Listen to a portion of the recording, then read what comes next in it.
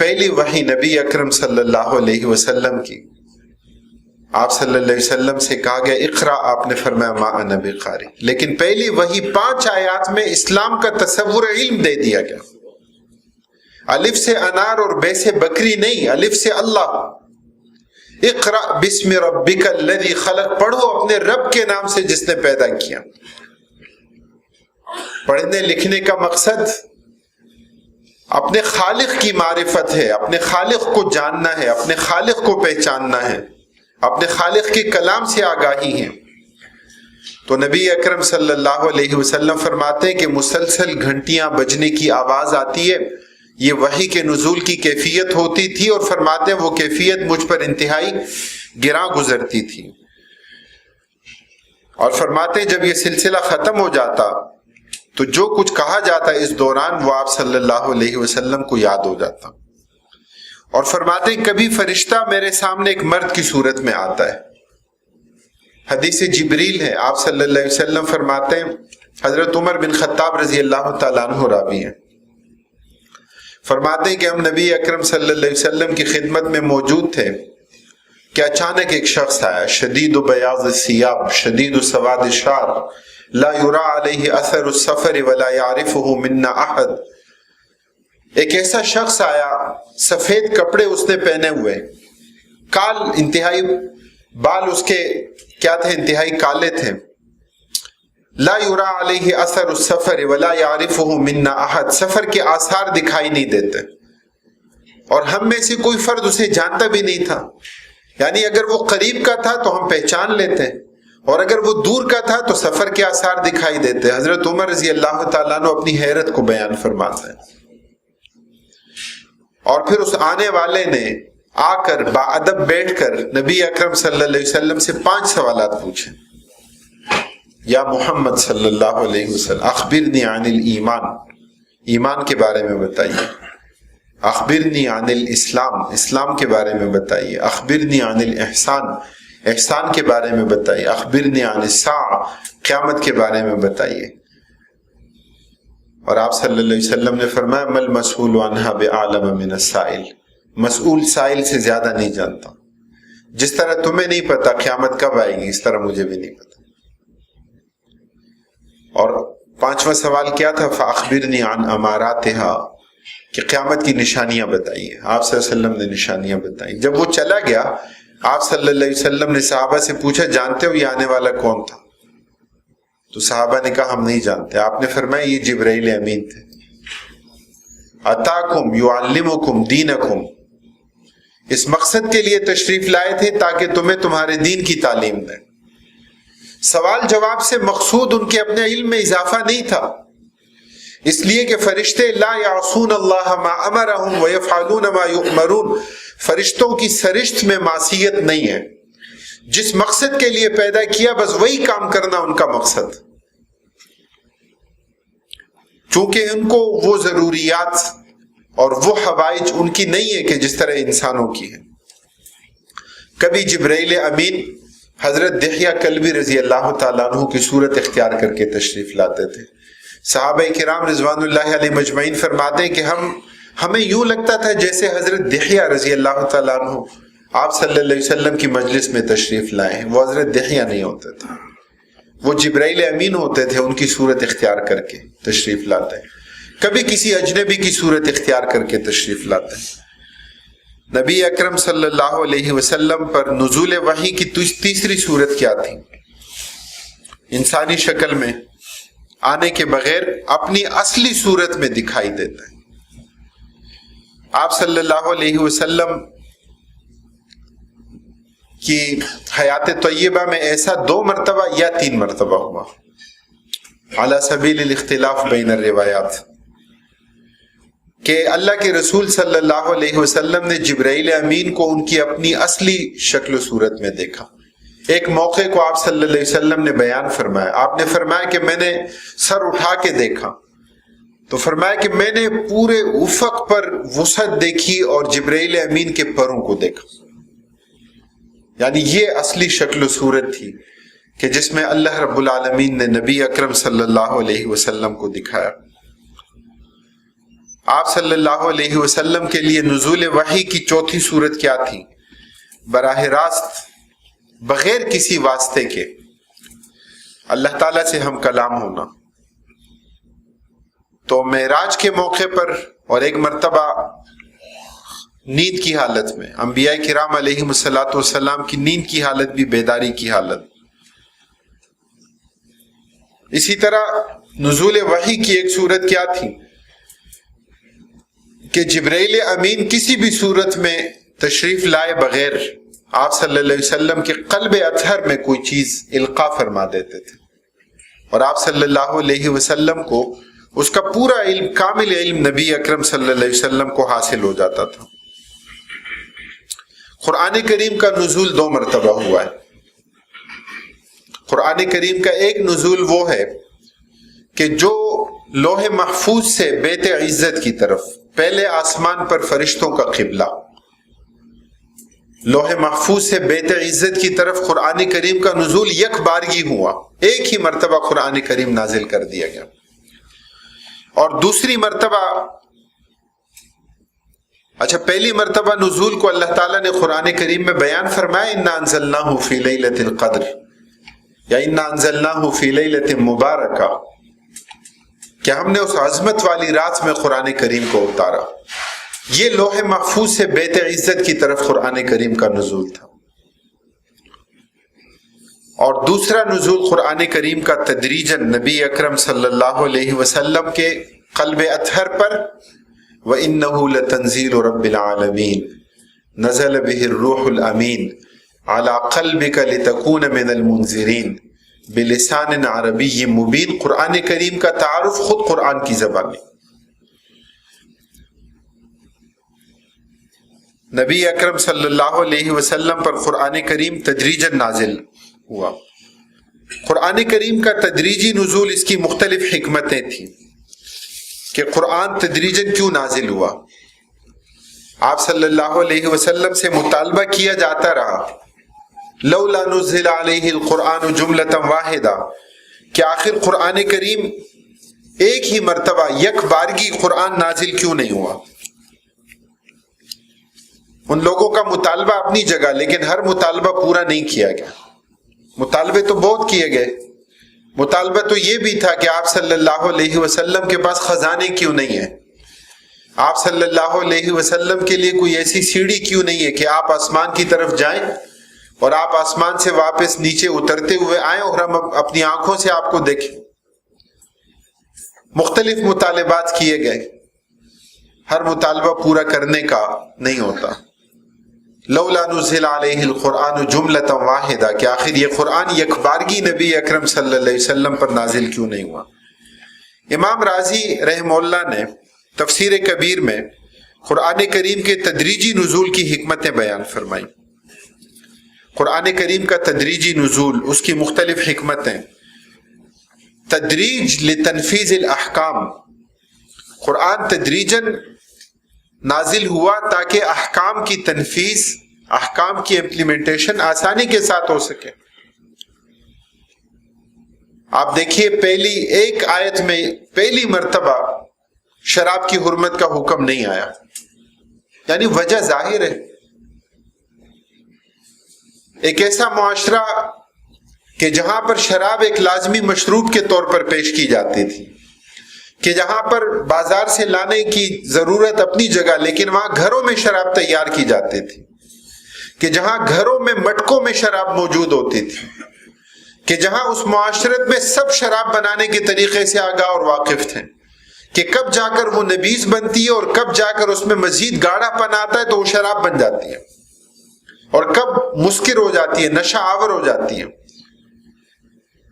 تو اس لیے پہلے شراب کی خباثت کو، اس کی شناعت کو بیان کیا گیا، اس بات کا حکم دیا گیا کہ اس نشے کی حالت میں تم نماز مت پڑھو، لا تقربوا الصلاۃ وانتم سکارى۔ شراب کی خباثت کو، اس کی شناعت کو بیان کیا گیا، اور تیسری آیت میں جا کر اس بات کا حکم دیا گیا کہ اب اس کے بعد شراب حرام، اور پھر حرمت کا ایسا قطعی حکم کہ جن برتنوں میں شراب تیار کی جاتی تھی ان کا استعمال ممنوع قرار پایا، جن برتنوں میں شراب صرف کی جاتی تھی ان کا استعمال ممنوع قرار پایا. نقیر، مزفت، الدباء، صحابہ کرام رضوان اللہ علیہ مجمعین نے آپ صلی اللہ علیہ وسلم سے 4 طرح کے برتنوں کے بارے میں پوچھا. وفد عبد القیس آپ صلی اللہ علیہ وسلم کی خدمت میں حاضر ہوا تو پوچھا. آپ صلی اللہ علیہ وسلم نے ان برتنوں کے استعمال کی بھی ممانعت کر دی، اس لیے کہ اگر یہ موجود ہوں گے پھر سے دل میں کوئی خواہش اور طلب آ سکتی ہے اور پھر سے کوئی آمادگی اس کے لیے آ سکتی ہے.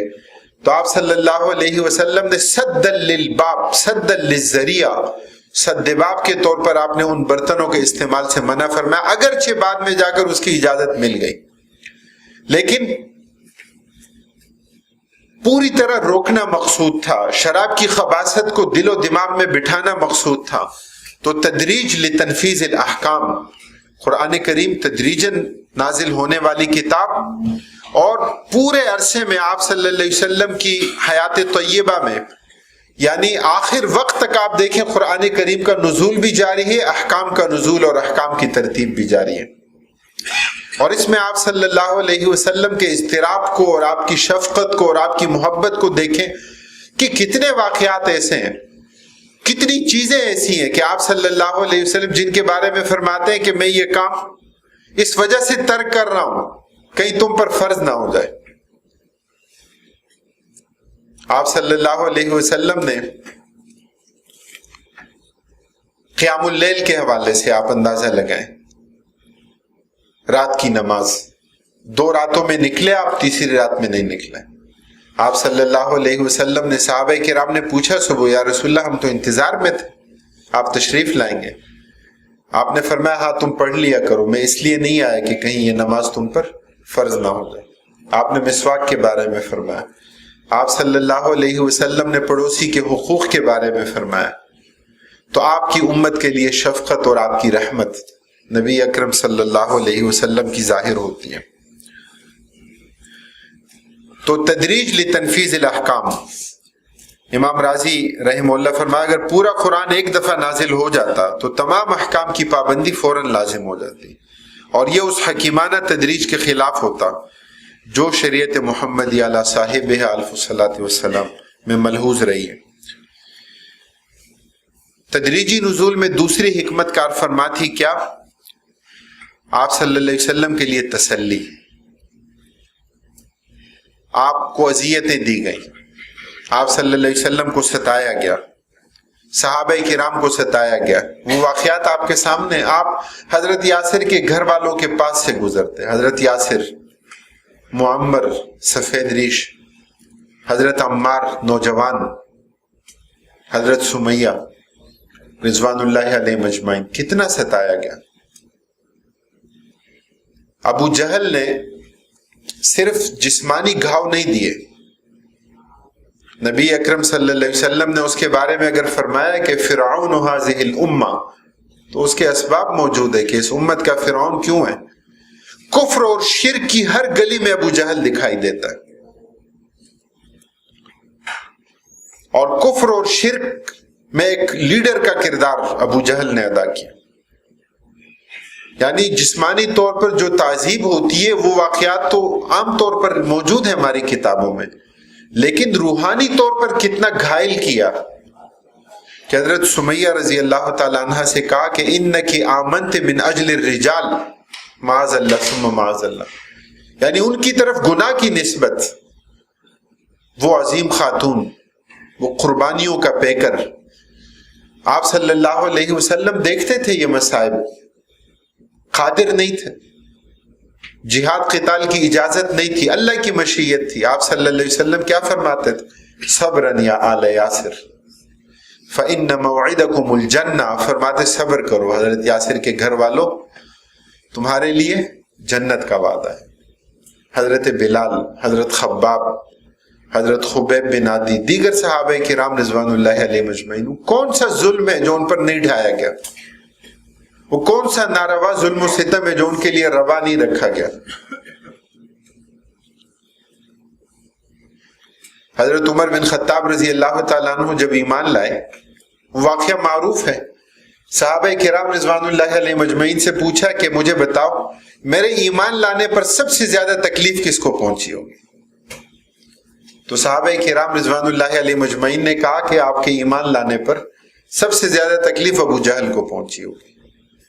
حضرت عمر بن خطاب رضی اللہ تعالیٰ عنہ بھی اللہ کے دین کے معاملے میں سخت تھے اور جرأت اور بہادری کا نمونہ تھے۔ دار ارقم سے نکلے، ابو جہل کے گھر آئے، دستک دی، ابو جہل باہر نکلا تو کہا کہ کیا ہوا؟ تو حضرت عمر بن خطاب رضی اللہ تعالیٰ عنہ فرماتے میں تمہیں اطلاع دینے آیا ہوں کہ میں نے ایمان قبول کر لیا۔ اس روایت میں آتا ہے کہ ابو جہل نے فوراً ان کے منہ پر ہاتھ رکھا، کہا یہ کیا کہہ رہے ہو، بیٹھ کر بات کرتے ہیں۔ حضرت عمر بن خطاب رضی اللہ تعالیٰ عنہ نے کہا میں تم سے مشورہ لینے نہیں آیا، میں تمہیں بتانے آیا ہوں کہ میں ایمان لا چکا ہوں۔ اور پھر حضرت عمر رضی اللہ تعالیٰ عنہ نے کہا کہ میں تو سمجھتا تھا کہ تم بڑے جری اور بہادر ہو، ایمان لانے والے کمزور مسلمانوں پر، غلاموں کو جو اذیت دیتے ہو، میں سمجھا تھا کہ تم اس پر سیخ پا ہوگے، لیکن وہ کچھ کرنے پر قادر نہیں تھا۔ ابو جہل حضرت حمزہ رضی اللہ تعالیٰ عنہ کا مقابلہ کرنے پر قادر نہیں تھا۔ حضرت عمر رضی اللہ تعالیٰ عنہ وہ تھے کہ مکہ میں بیت اللہ میں کھڑے ہو کر قریش کے سرداروں کو بلایا اور کہا کہ تم میرے بارے میں جانتے ہو، میرے ایمان کے بارے میں جانتے ہو، اور کہا کہ میں چند دن بعد ہجرت کے لیے نکلنے والا ہوں۔ کہا تم میں سے جو اپنی عورتوں کو بیوہ کرنا چاہتا ہے، جو اپنے بچوں کو یتیم کرنا چاہتا ہے، تو وہ اس پہاڑی کے پیچھے پھر مجھے ہجرت سے روک کر دکھائے۔ یہ الگ بات تھی کہ صحابہ کرام رضوان اللہ علیہ مجمعین نے مشورہ کیا اور انہوں نے حضرت عمر رضی اللہ تعالیٰ عنہ سے یہ کہا کہ آپ نکلیں گے تو آپ کا مقابلہ نہیں، آپ کو کوئی نہیں روکے گا، تو زیادہ بہتر یہ ہے کہ آپ اعلانیہ نہ نکلیں اور آپ کسی کو اطلاع دیے بغیر نکلیں، اور آپ اپنے ساتھ 10 صحابہ کرام رضوان اللہ علیہ مجمعین کو لے کر جائیں۔ حضرت عمر رضی اللہ تعالیٰ عنہ نے اس رائے کو قبول کیا۔ تو تدریج، قرآن کریم کا تدریجی نزول، مقصد اس میں کیا تھا؟ تسلی، اطمینان۔ آپ صلی اللہ علیہ وسلم غمزدہ ہو جاتے تھے۔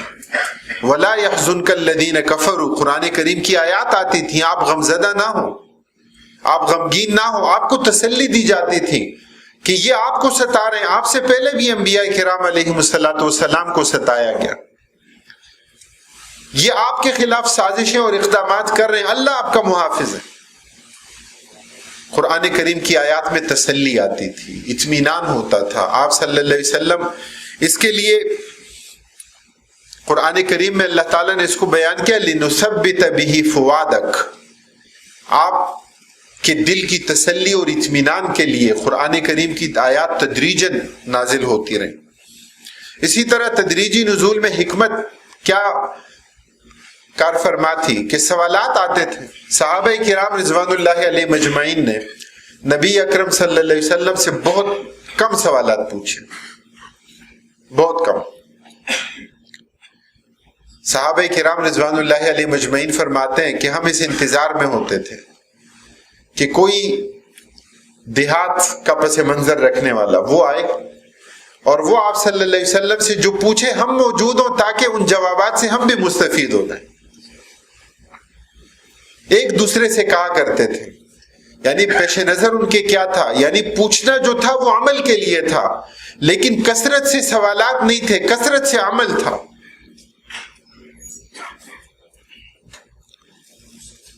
اسی طرح آپ صلی اللہ علیہ وسلم سے کفار بھی پوچھتے تھے، مشرکین نے بھی سوالات کیے، یہود اور نصارہ نے بھی پوچھے۔ مقصود کیا تھا؟ آپ کو لاجواب کرنا۔ آپ صلی اللہ علیہ وسلم سے ذوالقرنین کے بارے میں پوچھا، آپ سے روح کے بارے میں پوچھا، آپ سے حضرت یوسف علیہ السلام کی مصر آمد کے بارے میں پوچھا، اور وہ جانتے تھے کہ آپ صلی اللہ علیہ وسلم کے پاس کوئی ذریعہ نہیں ہے، کوئی ایسا سورس نہیں ہے کہ آپ کو کہیں سے یہ معلومات مل سکے۔ لاجواب کرنا چاہتے تھے۔ وہ اپنے وہم میں، اپنے گمان میں وہ سمجھتے تھے کہ انہوں نے بڑا اہم سوال پوچھ لیا ہے، اب آپ جواب نہیں دے سکے۔ اللہ تعالیٰ نے قرآن کریم میں پوری سورہ یوسف ذکر نازل فرما دے، احسن القصص بیان فرمایا، بہترین قصہ۔ وَيَسْأَلُونَكَ عَنْ ذِي الْقَرْنَيْنِ، اللہ تعالیٰ فرماتے ہیں یہ آپ سے ذوالقرنین کے بارے میں پوچھتے ہیں، یہ ذوالقرنین کا واقعہ۔ یہ آپ سے روح کے بارے میں پوچھتے ہیں، روح کے بارے میں تفصیل بتا دیں۔ تو سوالات کے جوابات دینا یہ قرآن کریم کے تدریجی نزول کی اہم حکمتوں میں سے ایک حکمت تھی، اور نبی اکرم صلی اللہ علیہ وسلم نے اس کے مطابق قرآن کریم کی ان تدریجی نزول کی حکمتوں کے مطابق آپ نے حکمت عملی بنائی۔ شان نزول انتہائی اہمیت رکھتا ہے۔ شان نزول یا شان ورود کا لفظ استعمال ہوتا ہے کوئی واقعہ اگر کسی خاص پس منظر میں نازل ہوا ہے۔ قرآن کریم کی دو طرح کی آیات ہیں، ایک وہ آیات کہ جن کے لیے کوئی خاص واقعہ یا کسی کا سوال ان کے نزول کا سبب نہیں بنا، یا وہ کہ جن کے نزول کا سبب کوئی ایک خاص ہے۔ اہل علم فرماتے ہیں العبرۃ لعموم اللفظ لا لخصوص السبب۔ اگرچہ شان نزول الگ ہوتا ہے لیکن اس کا اطلاق اس آیت کا، اس کے الفاظ کا مجموعی طور پر کیا جاتا ہے۔ وہ حکم یا وہ آیت صرف اس ایک خاص موقع کے لیے نہیں ہوتی، بلکہ اس میں اہل ایمان کے لیے حکم ہوتا ہے۔ اور کبھی تکرار النزول بھی ہوتا ہے کہ ایک آیت کے کئی شان نزول ہو سکتے ہیں۔ تو یا تو اس کا نزول متعدد مرتبہ ہو، یا صحابہ کرام رضوان اللہ علیہم اجمعین اس کی تطبیق فرماتے ہیں کہ گویا یہ جو واقعہ ہے اس کے لیے تطبیق اس آیت کی ہے، گویا یہ آیت اسی کے بارے میں آئی ہے، اور مفسرین جو ہے وہاں اس کی تفصیل کو بیان کرتے ہیں۔